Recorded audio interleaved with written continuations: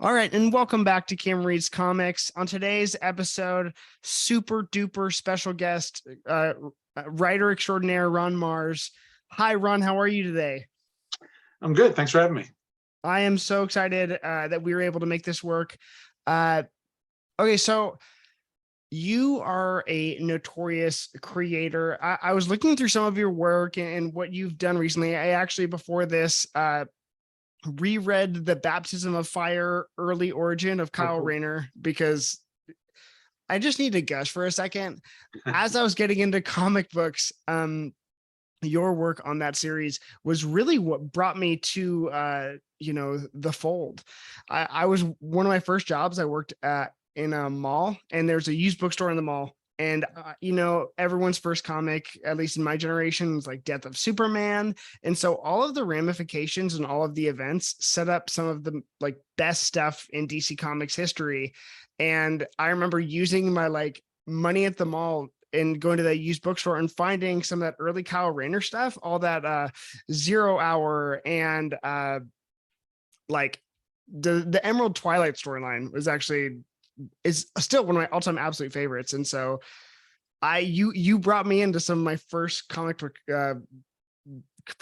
that ever got me into the medium. So I thank you for that. Cool. Well, I'm glad we got the hook in your mouth. It's still there all these years later. Absolutely. And now I'm waiting for a big old omnibus of the Kyle Rayner stuff. And I think it's coming. That's all speculation, but I'm really excited. So first question I have for you is, when it comes to a storyline like Emerald Twilight, was that your first hop on to the Green Lantern title? Was that the first event they gave you? Yeah, that was the first regular stuff on Green Lantern that I did. That was the offer that got me onto the book. I had done a couple of short stories for Green Lantern Corps Quarterly, 8 or 10 pages or whatever, which is usually the way you wind up kind of breaking in at a new publisher, because I'd been working over at Marvel. Came over and did a handful of stories at DC, and then I guess those went well enough, and they were still, the editors at DC were apparently reading my Marvel stuff, and they called up one night and offered. I had actually been in the Marvel offices during the day, so I was back home that night, and I got a call from DC editorial saying, "Hey, we want you to take over Green Lantern." And I thought, well, cool. I mean, that's a pretty awesome offer. And then they told me, here's your first storyline. Here's what we want you to do, which was obviously a fairly big deal kind of story. Not the sort of thing you take lightly. So I actually took a little bit of time to think about it, and then obviously accepted the gig. Yeah. So were you, because there's obviously by that point, you'd had Guy Gardner introduced, you had obviously Hal Jordan and John Stewart around. Was Hal like the guy that got you into Green Lantern, or is that what you were reading? How did that feel to kind of like dethrone a major Silver Age player? I was not a regular Green Lantern reader. I mean, when that particular Green Lantern series had started, I think I read maybe the first year or so. And then I guess just sort of lost interest, as did apparently quite a few people, because the sales weren't great, and that's why they wanted to change. So honestly, I'd been more of a fan of Hal in Super Friends when I was a kid. Great. The odd episodes that he would actually appear, I always thought it was somebody different than the core 5 heroes. So when Hal appeared, I always thought it was pretty cool, and I loved the costume. I still love Hal's costume. I think it's one of the great simple costumes of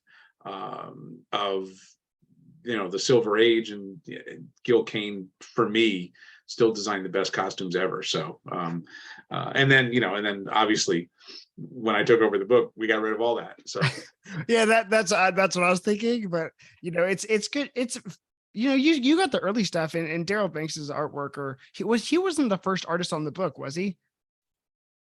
Well, yes, no, sort of. Yeah. When I took over with issue 48, Daryl was going to be the new artist on. He was the new regular artist, and Daryl had actually started to draw a storyline that was going to begin in 48 and end in 50, where Hal was going to be turned into a character called the Protector and leave the Green Lantern Corps. But ultimately, the choice of DC editorial was, that wasn't a big enough storyline to jumpstart the book, so they wanted to do something more severe. So they got a new team, or a new writer, at least in me. And by that point, because previous issues had been started already, I think I still have those some of those copies of some of those pages that will obviously never see print, in my files here. Oh, that's awesome. So Daryl, had the timing been different, Daryl would have drawn 48, 49, and 50. Okay. But because we were somewhat late at that point, actually not somewhat, we were really late at that point. We had to have those 3 issues drawn by 3 different people. So Bill Willingham drew issue 48. Yes. Issue 49 was Fred Haynes, and Daryl was issue 50. And I was actually writing all 3 of those issues at the same time, because it was so late. I had to write like the first batch of pages from each issue to get the artist started, and then go back and finish 48, and then finish 49, and then finish 50. So all 3 of those artists had to be fed at the same time. So it was really a juggling act for the first month or so. I'm sure that was so busy for you. It was busy, but it was great. I mean, obviously it was an exciting opportunity. I knew that it was going to be a storyline that people would pay attention to. Following on the heels of the death of Superman and the breaking of Batman, this was billed as the next one in that sequence of big deal stories. So I knew we were going to have a pretty wide audience for it, because DC was going to promote it. Yeah, and what I really liked about your approach to Kyle in the whole thing was how it felt like Green Lantern is one of the most intimidating franchises, I think, to explain to people, and like in the context and everything else going on. But how you intro to everyone into what was going on, like it gave readers the opportunity to figure out what's going on with the core as well. You had that early Alan Scott appearance. You had obviously even Hal comes back, like Parallax Hal, in the first like 10 issues. And Sure. So that was really it cool. was, I mean, part of the rationale was, if we were going to have a new character starting like a new era of Green Lantern, we're going to get Hal off stage. John Stewart and Guy Gardner were not going to be Green Lanterns anymore. So it was the opportunity for us to really do a ground floor read with a rookie learning the ropes, learning about the legacy of Green Lantern, and learning about the DCU. So, and frankly, that was what I was doing too. I was, it was my first regular DC book. So, obviously I had been a reader of DC books, but it's a little bit different than digging in and writing continuity in that universe. So Kyle was an opportunity to introduce a new kind of character, as well as a point of view character for the audience, many of whom were new to Green Lantern and new to DC, because they had been pulled in by the promotion and the buzz of what we were doing. So it was very much a concerted effort to try to make sure that it was a ground floor read, it was welcoming to new readers, and it introduced the rest of the DCU to those readers. Yeah, and that's where I come in, because I'm coming off the tail of, which I think is one of the greatest comic book events of all time, Death of Superman, because of everything that spun out of it. It became the perfect launching on point, which brings me to one of my next questions. And you and I talked about this because we met at Long Beach Comic Con a couple weeks ago, but you bring in, and I didn't realize until I was rereading the series, but 2 of my favorite, I think now most underrated villains of all time, which are Major Force and Mongol. Mongol was in Death of Superman, or Return, and what you did to bring him in to make him so menacing, such an early on threat to Kyle, was amazing. But before that, Major Force, what made you want to use him? Because he is so terrifyingly sinister in that story. I think he's so underrated in the DCU, and that's because of what you did with him. So what was that inspiration? Both of those guys are huge bad dudes, right? So, and I am drawn to a villain who is very obviously more powerful than the hero. Yeah. Um, and obviously having come from Jim Starlin's tutelage and from using Thanos quite a bit in my Surfer run, I was like, as soon as I came on the book, I was like, oh, I want to, bring Mongol in, who was a Jim Starlin creation. Oh, I didn't know that. Yeah, Jim created Mongol, and he is cut from that cloth of Thanos and Darkseid and those big bruiser guys who are just visually and physically intimidating for the heroes. And Major Force had a bit of that. As well. Major Force is a much larger guy than most of the heroes. He's bigger, broader. So I liked the fact that he was physically imposing, and I also liked that he was a guy who was following orders. He was really good at following orders because he was a sadistic son of a bitch. Yeah. So he was the perfect tool for the shadow forces to unleash and try to get their hands on the last power ring. So he fit from a physical point of view, and he also fit from a character point of view. Yeah, it's that, I think I told you this, but for the listeners, it's your story with him, and then it's Superman, Batman, Public Enemies by Jeff Loeb and Ed McGuinness. It's just like, oh, this guy, he's terrifying, and I think he's since passed away, but one of my favorite villains. And then, well, I mean, nobody dies in comics. So. Exactly. I think it's been a while. If I was to ever, and I don't think I'm ever gonna be a comic writer, but if I was to ever, I'm like, oh, Major Force would be my villain of choice, just because he's, with those two kind of traumas that he's caused. I'm just like, oh, I'd love to see play with those toys, right? Yeah. He really enjoyed being bad. That's he really enjoyed the role that he was set up for. He was not a conflicted villain, and I think conflicted villains are great. Parallax is a conflicted, maybe not even villain, maybe anti-hero, and I loved writing Hal as Parallax. Major Force is not that guy. Like he's good at being bad. Yeah, absolutely. Oh my gosh, I'm a fan. So what was the collaboration between you and Daryl like? How did that look? Was it a rocky start? Because you guys worked together. I think one of, if not the longest run in DC Comics history.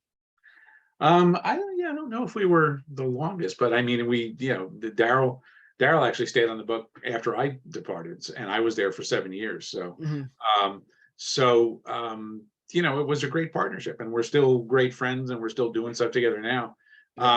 When you find an artist that you click with, just like when you find an editor or a character you click with, you want to go back there and do that as often as possible. So, I really felt very fortunate that Daryl was on the book, and that he was, like, anytime I turned in the script, I knew it was going to come back looking even better than I had imagined it in my mind. He's just a super talented artist. He gets everything that you're supposed to do. I mean, he gets the powerful stuff, the fight stuff, but also the softer stuff, the character stuff, and the acting of the characters. He's just good at all of it. He was good then, and he's better now. Yeah. Your guys is the way that you guys work together, I just thought was so cool. And is that similar to you and Ron Lim on Silver Surfer? Yeah, in a lot of ways. I mean, certainly Ron was the first artist I ever worked with in comics. Really? And that was certainly a blessing to me because, I got my chance to start writing comics by writing Silver Surfer. Really? Okay. I didn't, it was the first comic script I ever wrote. I didn't start in the minor leagues. I didn't earn my stripes at all. Coming up through the ranks, I got to start at the major league level, which is a rare and precious opportunity. But having my first stuff drawn by Ron Lim, obviously it looked great. But I also just learned a hell of a lot from watching him translate my scripts into pages. My learning curve was was pretty steep from the beginning, and Yeah. I had a great teacher. And plus, Ron and I are buddies, and just like Daryl and I are, and we've known each other, more than 30 years now. And we started off as kids, and now we're adults with kids of our own, Right. and still working together. I worked with Ron on Silver Surfer Rebirth this year, which the trade paperback just came out. I started reading it, and in preparation for this, I haven't read any of your Silver Surfer stuff, excluding the couple issues of that I read. Because again, I think the cosmic Marvel stuff too, it's all the cosmic stuff. It's very intimidating, but I can tell everyone right now, go pick it up. You can pick it right up, and it's amazing. I really am enjoying it. I'm on the cliffhanger on issue 2. We can Jack of Hearts. Amazing. I'm like, I love the characters you're using for that. We just had fun. Marvel called us each and said, "Do you want to come back and do this?" And I kind of said, "Well, I will if Ron will." And Ron said, "I will if other Ron will." I love that. And they didn't give us a lot of, there weren't a lot of strictures. There weren't a lot of, talking points that we had to work in there. 2 of the talking points that they did want were, can you put Jack of Hearts in? Sure, that's okay. That's I've got a role in mind for a character that could do what he does in the series. Yeah. And they wanted me to put Janice Bell into the book too, which was kind of a no-brainer because Ron and I had created him. So great. So other than putting them into the book, Marvel didn't give us any direction whatsoever. They were just like, tell a story that could fit into your run when you guys initially did the book, and it doesn't have to. It can be a very specific point in your run, or it can be just it's a story that takes place in there somewhere, which is what we ended up doing. I didn't want it to be an exercise in picking the nits of continuity. I just wanted it to be a good story, and you can sort of place it anywhere in the run that you want. But we had a ball doing it, and frankly, Ron drew the hell out of it. Yeah, no, and absolutely. I picked it up, but that's what I was worried about, because you guys did a really solid run on that character, and so to hop in and be able to understand what was going on, and just like, especially with all the stuff with reality changing, was really perfect, because it really could fit in anywhere. With your collaboration with artists, actually had a Green Lantern question that escaped me and came back. With collaborating with Daryl, how did you just kind of let him loose on the Kyle Rayner artist constructs kind of coming out, because he obviously has the most creative ones? Or were you like, Daryl, this is what I need to have in the scene, do whatever you want? Well, the marching orders that we sort of gave ourselves from the beginning of the run was that that Kyle, being an artist, having a real visual imagination, should never make the same ring construct twice. That was something we had agreed upon with editorial, and that like, when at all possible, he would not be making a boxing glove 3 times in one issue. It would be a special effects book. And because frankly, that's what Green Lantern is. It's like, what kind of cool stuff can he make with the ring? Obviously, there's a lot of other aspects to it, but that's a focal point of the series. Like, it should be visually spectacular. So we wanted to make sure that we came up with some imaginative stuff for Kyle to make with the ring, because frankly, just like any comic, was limited only by your imagination. We can show anything we wanted. So even if it was, he's got a shield or a sword, like, it would never be the same sword twice. It would never be the same shield twice. It would always have a distinctly different design. And we tried to think of as many different things as possible. Gorillas and trains and giant caterpillars, and anything that we can come up with that we thought would be visually pretty exciting. That's what we did, and then obviously all credit to Daryl, because he's the one that actually brings it to life. Yeah, absolutely. So you mentioned, and I noticed that your Silver Surfer run came on the heels of Jim Starlin, which is the Marvel cosmic guy. How intimidated were you, or how was that taking it on? What steps do you think you and Ron did to make that book yours? I probably should have been more intimidated than I was. That's great. Because obviously I learned from Jim. Jim is the one who cajoled Marvel into giving me the book when he had to step away from it to do the Infinity Gauntlet, as well as the new Warlock book that was going to come out of it. So it kind of got handed to me, and I didn't know enough to be nervous, because I was just very excited, and I thought, well, I can do this. This is something I can do. I'm going to be good at this. So my hubris probably kept me from being as nervous as I should be. But I also had, I had a fair number of issues that I had, a handful of issues that I had co-written with Jim, a couple of solo issues and an annual. So I had gotten my feet wet. And when I took over, we jumped right into Infinity Gauntlet crossover issues, like tie-in issues. Yeah. So I had stories that I needed to work in and around. I had continuity stuff from the overall series that I needed to play with, which I didn't realize at the time, but is ultimately great, was great training for working in a shared universe. Mm-hmm.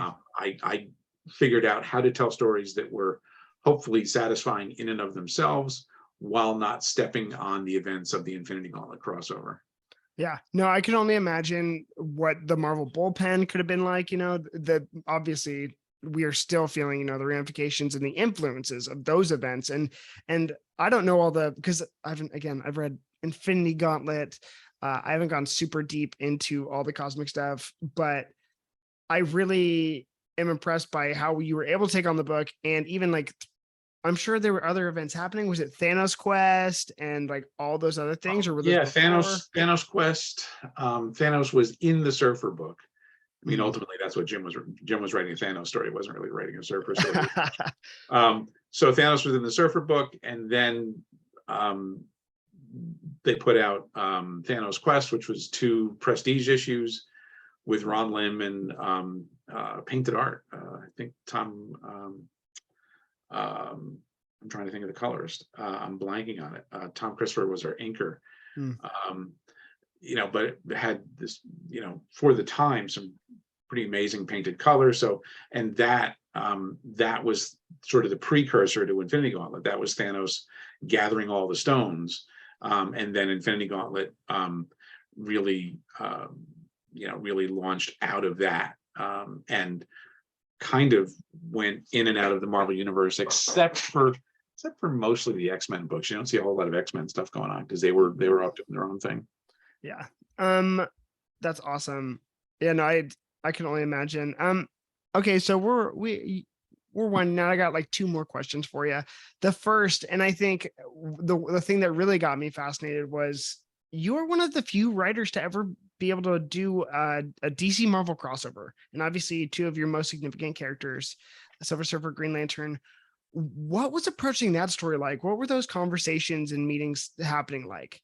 That was really pretty easy, because it was really obvious that we should do it, because Marvel and DC had a good relationship at the time. Mm-hmm. Publishing revenue was what made those companies run at that time, not sort of other media revenue. Of course. And so doing crossover stuff just made a lot of sense. So there were quite a few Marvel DC crossovers during that period. Surfer Green Lantern just seemed to make a bunch of sense, because I was writing both books at the time. Both books were selling well, so it seemed like a no-brainer. We got that approved, and DC handled that editorially. DC is the one that actually published it, even though obviously both companies are on it. Mm-hmm. Marvel had approval rights and all that, but DC handled the day-to-day work of putting the story together, and putting the book out. And then as we were getting towards the end of that, the need for the Marvel versus DC crossover, which I was picked to write, became obvious. And it was kind of like, oh, well, let's tease that at the end of Green Lantern Surfer, so that we've got a little bit of a lead into Marvel versus DC. So if you read the Surfer Green Lantern crossover now, and there's like a box with energy shooting out of it in an alley, and you have no idea what the hell's going on. That's the lead into the Marvel versus DC crossover. And frankly, none of that stuff is in print anymore, because obviously you have to have both companies agree to reprint it, and right now they don't need each other. So so those are things that you dive into back issue bins for. Yeah, and it's just crazy how, all the peripheral DC Marvel crossovers have again like totally increased in price too, because of the JLA Avengers reprint. It was insane. I got lucky. I found that book in I went to a comic store and they kind of just didn't realize what they had. It was just in the rack like any other book, and I was like, oh, okay. So I was I mean, I honestly don't even have a copy of it. So I mean, look, hopefully someday there's some detente between the two companies. I'm not sure that's going to happen, but fingers crossed. And a lot of that stuff would be nice to have a couple of omnibus volumes of all of that stuff for a new generation of readers that didn't get a chance to get a hold of it. Yeah, absolutely. You're totally I'm with you on that. Okay, my last question before we let you go. What is your favorite book in your pull list? If you are able, you have the time to read comics. What are you enjoying most? Man, I don't get anywhere near the time to enjoy comics that I would like, right? But the two things that I show up for immediately are whenever Mike Mignola draws a Hellboy story, or any story, frankly. Yeah. And whenever Ed Brubaker and Sean Phillips put out a new criminal book, or obviously right now they're doing the Reckless stuff, but it's also that same criminal feel. Those Reckless graphic novels that those guys are doing, I think the next one comes out in a few weeks actually, are just they're just fantastic comics. To me, those are kind of the best things that are being printed right now. Yeah, I'm always in line. I'm always picking up this Ed Brubaker stuff. I recently reread the book, in my opinion, that really needs a reprint. I collect hardcovers, is The Fade Out. I just read that on Amazon Comixology, and it blew my mind. It's all of the stuff they do together is, I mean, that's, you talked about Daryl and I, or Ron Lim and I, being partners on stuff. I mean, I don't know that there's been a partnership like Ed and Sean, maybe since Stan and Jack. I mean, it's just, it's like music every time. Absolutely. And they just keep getting better at it, which really annoys the rest of us, frankly. Yeah. No, you're totally right. Because I remember the first book I read from all that. And again, with the approachability of those stories, it's the first one I read was My Heroes Have Always Been Junkies, which one of the single best plot twists in a book, if out of context, where it's just like when it happens, when the story turns. And then Bad Weekend and Pulp were just like love letters to the industry, which for me just fills my cup. It's like, oh my gosh, like talking about Wally Wood and talking about all the other stuff, the creator stuff that they're doing in those stories, I just thought was amazing. Yeah, it's that's the kind of stuff that I can sit down and read, and it makes me want to write comics. It makes me want to keep doing this job for as long as I possibly can. That's awesome. Well, we hope you do. Thank you so much for coming on the podcast today, Ron. Please let us know what you're writing. What can we pick up that you're up to these days? Let's see. Well, the Silver Surfer Rebirth trade just came out. Deja Thor's one shot just came out from Dynamite.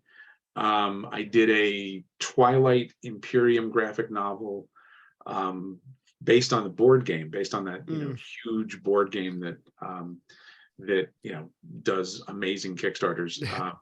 I co-wrote with Andy Lanning a 120-page Twilight Imperium graphic novel that I believe will be included as part of a new Twilight Imperium Kickstarter soon.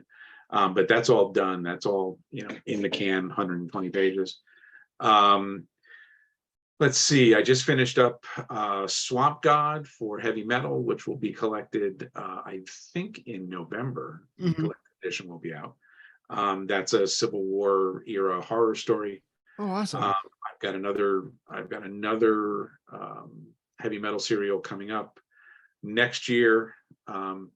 Next year, I also have a hardcover graphic novel with Rick Leonardi called Blue Angel. Oh, It's so coming cool. out through Naval Institute Press. That's 132 pages, which is sort of military adventure with a slight superhero twist to it. No costumes though, just Mhm. uniforms. Yeah. um, Good. and there's other odds and ends that I'm doing, but I'm not really. I'm just looking around here. That it's mostly stuff that hasn't been announced yet. Well, Plus some more corporate stuff that hasn't been announced yet. So awesome. and the other thing that I do is I'm part of the narrative team for Diablo 4 at Blizzard. So Oh, uh, that's awesome. I never wonder what to do when I get up in the morning. There's always something. Yeah. You, it's really just like, okay, what's the highest priority on the top of the list, I bet. Yeah, which one is on fire the most? Yeah. Awesome. Well, where can we find you on social media so everyone can go follow and see what you're up to when it can be um, announced? I am at Ron Marz on Twitter. I am my website, which is being revamped as we speak, is just ronmarz.com. And I have an Instagram account that I honestly don't know what the address is, but it's there. It's probably at Ron Um, Marz. and then there's a Facebook account that somebody else keeps for me that gets updated infrequently, but it's there. But Twitter is the best one to keep track of where I am and what I'm doing. Great. Awesome. Well, thank you so much. So excited. Everyone go pick up your Silver Surfer Rebirth trade paperback that recently got out. Thank you so much, Ron. Hopefully we can do this again sometime. Thanks, Karen. My pleasure. I'm happy to be here. Take care. Bye.